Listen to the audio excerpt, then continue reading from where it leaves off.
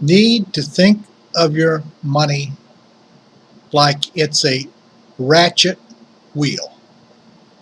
See, a ratchet wheel only goes in one direction.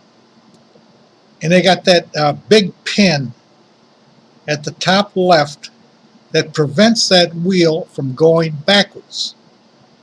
The wheel can only go around to the right. And then it gets caught in the next cog. Well, that's how you have to think of your money. Let's say you've got $10 saved. Okay, $10 is not a lot of money, but it's $10 saved. Now think of that $10 saved just like this ratchet wheel.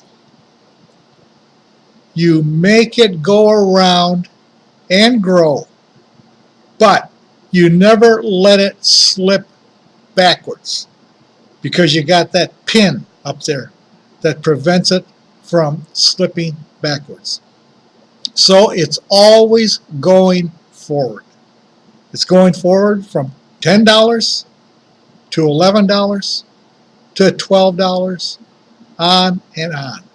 Of course, if you're investing in the stock market, it will slip back, but in the long run, it'll keep moving around to the right, forward, just like that ratchet wheel.